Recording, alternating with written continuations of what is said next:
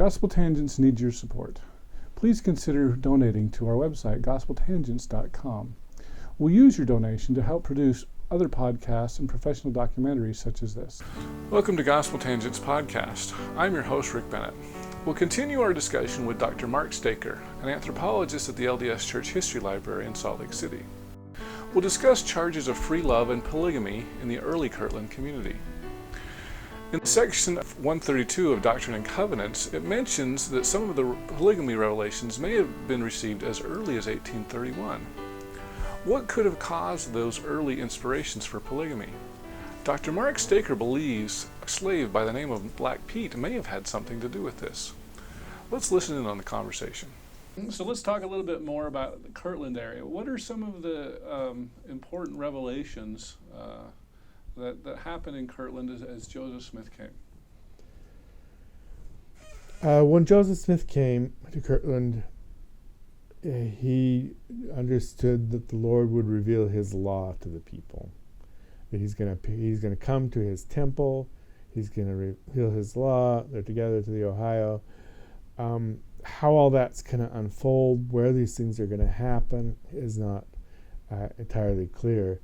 The temple is going to be in Missouri, they learn very early on, and there's no talk even about Kirtland Temple, at the beginning.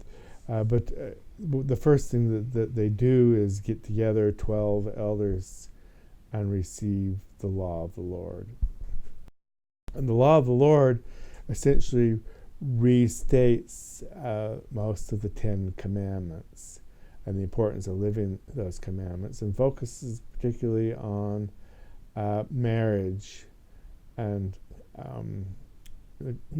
purity and chastity and so on, which is followed up with another revelation that suggests to me that it's a response to what Black Pete has introduced in terms of polygamy at the time. So wait a minute. You're telling me that Black Pete may have been responsible for introducing polygamy into the Kirtland community? I believe so. Oh. And I believe that's why often, we say, well, Joseph Smith was translating the Bible and he wants to know about Abraham, and his wives, and Isaac and Jacob and plural wives. And so he asked that. Well, everybody knew about Abraham, Isaac, and Jacob, but nobody else is really asking those. Well, few people are asking those kinds of questions. Some are. But I believe that there was specific issues at hand that led Joseph Smith to ask those kinds of questions about marriage and Abraham and Isaac and so on. And I believe that Black Pete introduced that idea to him. Now, is there really a step-by-step process that we can document as to how that happened? No. It's a circumstantial case. Wow. This is great. I'm learning all sorts of stuff here. So Dr. Lawrence Foster from Georgia Tech has mentioned that he believes that clear back as 1831, so I'm thinking this is probably the Kirtland time frame, that there was some revelation, which I don't believe has been published, and I'd really like to learn more about it, that Joseph Smith may have had a revelation to do polygamous marriages among Indians. Are you familiar with that? Yes. There's a Joseph Smith. It looks like, from the best information we've got, when he arrives in Kirtland, by that fall, he's received revelations on plural marriage already. In 1831. In 1831. And what he dictates later in Nauvoo is a portion of that, or a reworking of that, or a different understanding of that, that's expanded and more refined. But clearly, many individuals, Brigham Young, Joseph F. Smith, Orson Pratt, all indicate that in 1831 Joseph receives his revelation on polygamy. And that's, I believe, in response to what's going on in this Morty family beforehand, and that Joseph needs to clarify that and understand that. And so it begins with the law right then in February of 1831. But then by that fall, Joseph's receiving more information, and how he comes to understand that Native Americans will be part of that. It could be, since they're trying to, the Morley family is trying to live Native American practices, and they would say, oh, Native Americans practice plural marriage. To me, it's a very natural context for him to come to understand that. But however that happened, by the time they go to Missouri, W.W. Phelps suggests that they're talking about the redemption of the Lamanites, and Joseph Smith suggests to Martin Harris that he could marry one of these Indians and help bring her into the community, and Martin Harris suggests, well, he's already married, or well, W.W. Phelps suggests that, I forget which of the two, and Joseph suggests that polygamy may be a way that they can do that. So how does that tie in with the Book of Mormon? Because I believe, and I have the time wrong, but I believe about 1829, 1830, the Book of Mormon was published, and in Jacob it says you're not supposed to do polygamy. How do we reconcile that? How do we reconcile that, or did they? How did both?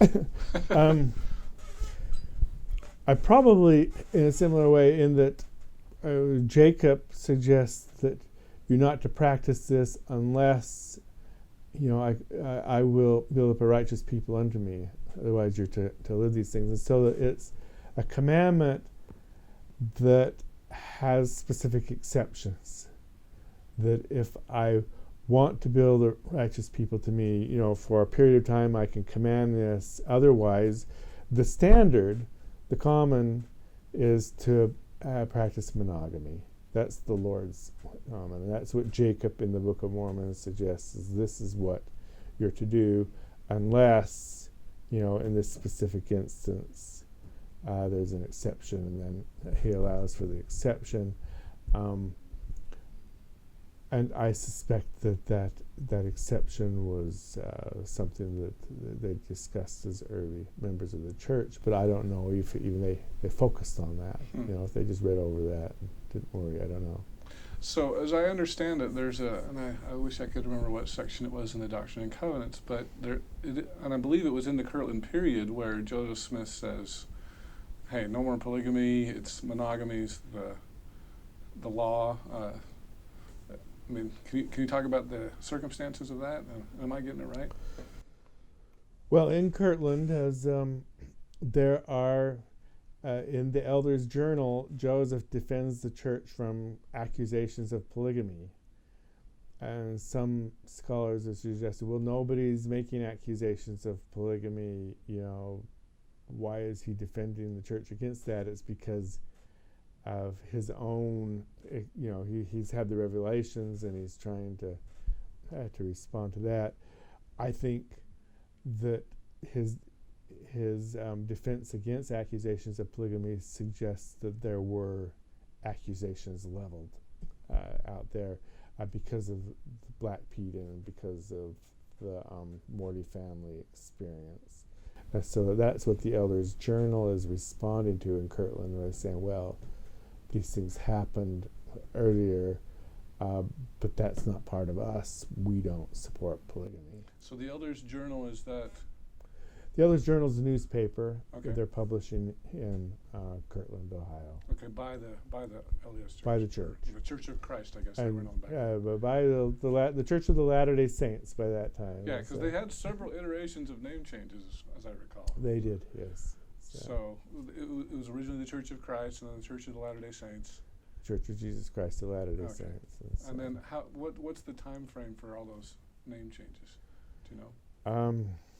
Boy, it'd be hard for me to give you really accurate dates on that because I haven't focused on it with any specificity, but it's in the 1834 to 1836 time period that they kind of shift from that one to the other as Joseph receives revelations on how the church should be called. And then do you know which section of the Doctrine and Covenants it is, that and approximately when it was, where they said, because as I recall, it says something to the fact, inasmuch as this church has been charged with a crime of polygamy or something along those lines. Do you know what I'm talking about? That has since, it was the Declaration on Marriage that was included in the Doctrine and Covenants initially, and then removed later on. And Oliver Cowdery was involved in putting that in, and there's some dispute, some disagreement among historians as to whether Joseph played a role in that or whether he didn't. But Oliver Cowdery took the leadership in that, in terms of inserting this declaration into the Doctrine and Covenants that marriage is important to us. It could actually be brought back in and included today because it fits with the way we understand marriage today as Latter-day Saints, between a husband and wife and so on. Could you see that being recanonized? Yes, I definitely could see it being brought back in and put back into the. And so Oliver Cowdery was more of an inspiration for that section than Joseph? Well, some have suggested that. Brigham Young believed that it was all Oliver Cowdery's doing. Did he know all the details? Some scholars have disputed that. Some have accepted his declaration. I tend to believe that Brigham Young did know enough about those details that he was right, that Oliver Cowdery had played the principal, if not the sole role, in getting that material included. Wow, that's very interesting. That concludes our discussion about polygamy in the Kirtland era. But we're not done with Dr. Mark Staker yet. In our next episode, we'll talk about the evolution of the Kirtland Temple. Did you know it was originally supposed to be just a school? Then the house of the Lord also becomes more than just a schoolhouse. It is the schoolhouse. It's the school of the elders meets there, instead of what they were calling the school of the prophets before. And the name is changing a little bit, but they're also holding other kinds of meetings, such as to study Hebrew. And they have the Hebrew school, and they hire a teacher to come in and teach them Hebrew.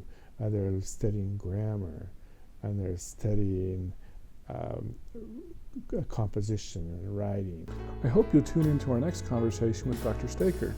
For more information, please subscribe to our website, gospeltangents.com, where you can purchase a transcript of this podcast for just $3. You can also get one on Amazon.com. Please subscribe to iTunes, Stitcher, or YouTube to get updated interviews. Thanks again for listening, and we hope you'll continue to support us here at gospeltangents.com.